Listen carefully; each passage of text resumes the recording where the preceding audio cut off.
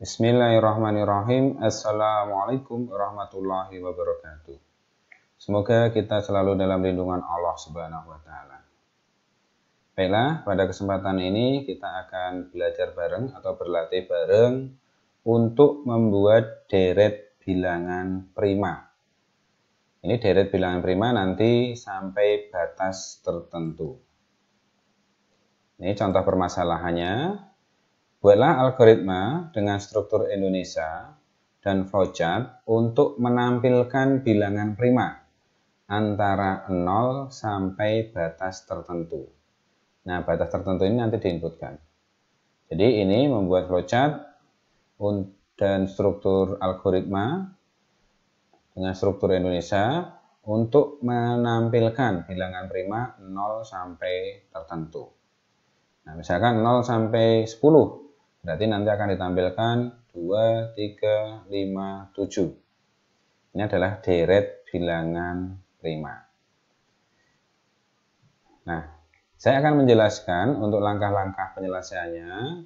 Silahkan diperhatikan baik-baik. Kalau misalkan perlu, Anda boleh sambil coret-coret. Baik itu dalam struktur teks maupun nanti dalam flowchart. Dan memang akan lebih baik kalau Anda langsung melakukan coret-coret atau nanti membuat dalam algoritma. Jadi sambil mendengarkan, melihat video saya, Anda sambil mempraktekkan. Ini adalah cara yang paling efektif untuk belajar algoritma. Langkah penyelesaian untuk input yang dibutuhkan dari permasalahan itu adalah batas akhirnya. Jadi deretnya mau sampai berapa? Ini adalah input batas. Kemudian dalam proses penyelesaian itu adalah, nah ini panjang, ini agak panjang. Tapi intinya adalah batas ini merupakan perulangan yang akan dilakukan mulai 1 sampai batas.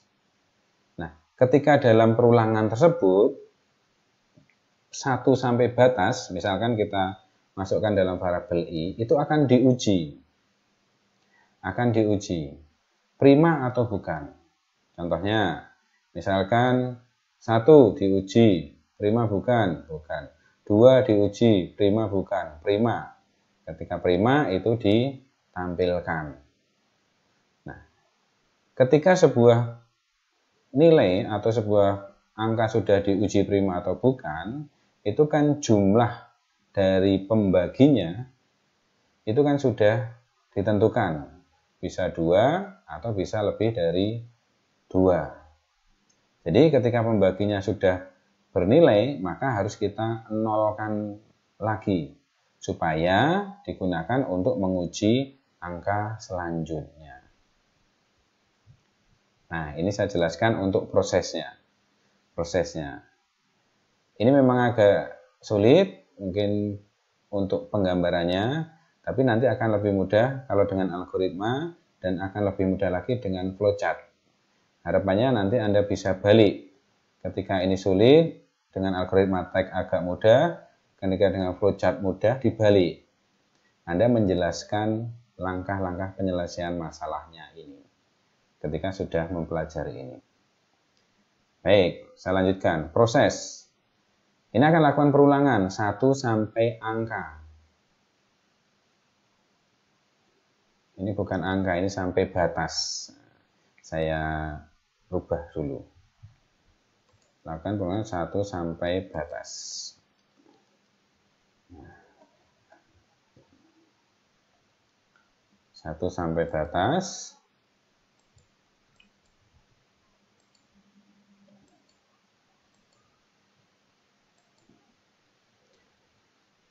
Nah, dalam perulangan lakukan pengujian. I bilangan prima atau bukan. Jadi ini kan akan bergerak 1, 2, 3, 4, 5 sampai batasnya berapa. Ketika bergerak itu diuji prima atau bukan. Nah, sudah jelas ya. Kemudian, nah ini proses pengujian prima. Prima atau bukannya di sini. Lakukan perulangan dari J. Nah, ini perhatikan, ini namanya J, yang atas I. Yang E itu untuk mengulang 1 sampai batas, yang J ini untuk menguji prima atau bukan. Berarti akan lakukan perulangan 1 sampai I. Nah, ini untuk menguji prima atau bukannya. Nah, dalam perulangan lakukan pengujian. Jika pengujian ada berapa J yang habis membagi I. Jangan bingung ya, kalau bingung ini lihat pada video menguji bilangan prima. Jadi, dalam perulangan lakukan pengujian ada berapa J yang habis membagi I. Misalkan disimpan dalam jumlah.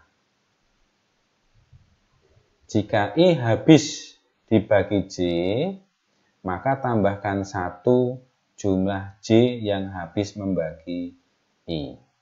Jadi maksudnya ini ditambahkan jumlahnya sebesar 1. Karena apa? Karena ada J yang habis membagi I. Nah, ini dalam perulangan untuk menguji prima atau bukan.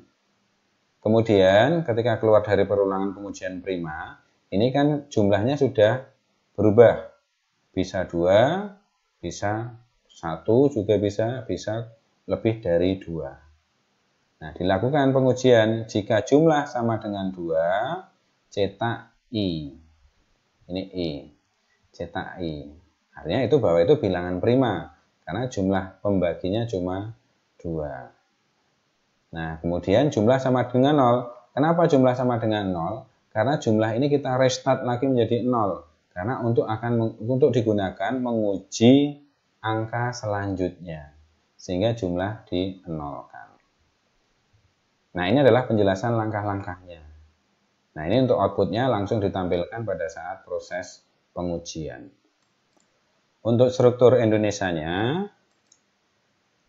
jadi struktur Indonesia untuk mencetak bilangan prima dari 0 sampai batas. Deskripsinya, 1 mulai, 2 input batas, 3 ini lakukan perulangan nomor 3 untuk I sama dengan 1 sampai I sama dengan batas, kerjakan langkah 4 sampai langkah 9. Nah, ini langkah 4 berarti langkah selanjutnya. Langkah 4 apa? Jadi langkah 4 juga perulangan. Jadi ini adalah bentuk perulangan dalam perulangan. Untuk J sama dengan 1 sampai J sama dengan I. I itu tergantung dari sini. Kerjakan langkah 5. Nah, langkah 5 sebuah penyeleksian. Jika I modulus J sama dengan 0, kerjakan langkah 6. Jadi ini jika I habis dibagi J, kerjakan langkah 6. Langkah 6 apa? Ini menghitung jumlahnya. Jumlah sama dengan jumlah plus 1. Kemudian langkah 7, jika jumlah sama dengan 2, kerjakan langkah 7. Artinya ini jika bilangan prima, kerjakan langkah 7 apa? Cetak I. Cetak I. Kemudian jumlah sama dengan 0. Ini jumlah di restart lagi. Langkah ke-10 selesai. Nah, dari algoritma teks ini Anda lihat bahwa baris 3 untuk I sama dengan 1 sampai I sama dengan batas, itu di dalamnya terdapat blok baris 4 sampai baris 9. Kemudian untuk 4, baris 4, J1 sampai J sama dengan I, langkah 5. Nah, sepertinya langkah 5 saja. Tapi sebenarnya bahwa langkah 6 juga ada di blok langkah 4. Karena langkah 6 itu akan dikerjakan oleh langkah 5 di dalam 5. Begitu. Kemudian jika jumlah sama dengan 2, langkah 7 ini sudah di luar untuk pengujian prima atau bukan. Jadi jika 2 prima, kerjakan langkah 7, cetak I. Kemudian langkah 9, karena ini sudah dilakukan untuk menguji prima dan jumlah itu sudah berubah nilainya, maka harus restart lagi 0, dinolkan lagi. Kemudian baru menguji angka selanjutnya. Nah, ini adalah struktur tag-nya. Selanjutnya saya akan membuat untuk flowchart-nya. Kita akan ikuti dari struktur teks.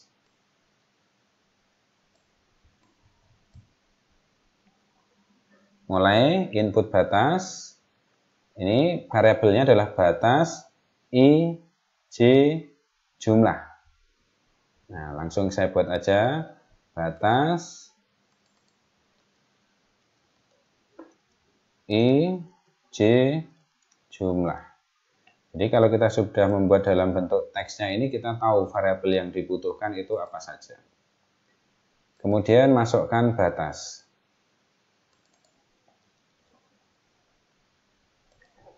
Langkah 3, lakukan perulangan I1 sampai I batas. Perulangan dengan for I1 sampai batas. Oke. Langkah 4, perulangan J sama dengan 1 sampai J sama dengan I. Di sini perulangan J star value-nya 1 sampai I. Oke. Nah, kemudian langkah 6, jika I modulus J sama dengan 0. Pakai if sini. I modulus J sama dengan 0. Saya pakai sama dengan 2 kali ya. Kalau di C++ nanti penerapannya sama dengan 2 kali untuk pengujian. Tapi kalau di Flowgorithm boleh 1, boleh 2. Langkah 6, jumlah sama dengan jumlah plus 1. Jumlah sama dengan jumlah tambah 1. Nah, ini langkah 6. Langkah 7, ini sudah di luar perulangan untuk menguji prima atau bukan. Nah, untuk menguji prima atau bukan di perulangan ini. Nah, kemudian yang di luar ini adalah perulangan untuk bergerak dari 1 sampai batas itu di sini. Nah, kita lakukan jika jumlahnya sama dengan 2. Jika jumlah sama dengan 2, ini berarti prima. Ketika prima itu dicetak I-nya. Output I. Ini akan saya cetak ke bawah dulu. Nanti bisa kita buat nyetak ke samping. Nah, kemudian cetak I jumlah sama dengan 0. Itu ada di luar blok if. Jadi di sini kita melakukan restart untuk jumlah. Jumlah sama dengan 0. Oke. Saya kecilkan dulu. Nah, ini sudah selesai. Kita coba. Misalkan saya akan menampilkan bilangan prima 1 sampai 10. Nah, ini ada yang salah. Oh ya. Perhatikan, saya ulangi ya, ada yang error. 10. Nih. You attempted to read data from a variable before any data was stored into it. Jadi ini ada kesalahan. The variable jumlah was not initialized. Nah, jadi variabel jumlah belum diinisialisasi.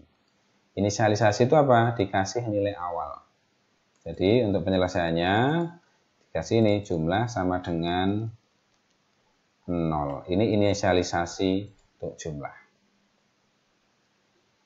Kita coba 10. Nah, 10 itu 2, 3, 5, 7. Kita coba 20. Angka bilangan prima 0 sampai 20 itu adalah 2, 3, 5, 7, 11, 13, 17, 19. Nah, betul bukan? Kalau mau banyak lagi 100, misalkan. Wah, ini sampai panjang lagi. Ini adalah ke bawah. Anda bisa mengubah ke kanan di sini, di tampilan sini. Nah, misalkan ubah ke kanan. Ini new line-nya itu dihilangkan centangnya, kasih jarak. Jangan lupa kasih jarak, pakai dan untuk spasi kosong jaraknya. 1, 2. Jadi kasih spasi 2. 100. Nah, ini 100. Mudah bukan kan kalau seperti ini? Nah, saya harap Anda berlatih terus, mencoba terus, pantang menyerah. Anda hanya butuh pada sampai tahap bisa menyelesaikan masalah. Paham betul caranya. Ketika paham betul caranya, nanti permasalahan apapun itu tidak akan jadi masalah berarti. Dan Anda tidak perlu belajar banyak kalau sudah paham. Memang kesulitan itu di awal. Ketika kita baru belajar, ini memang butuh konsentrasi, butuh upaya dan usaha yang terus-menerus. Baik, terima kasih. Assalamualaikum warahmatullahi wabarakatuh.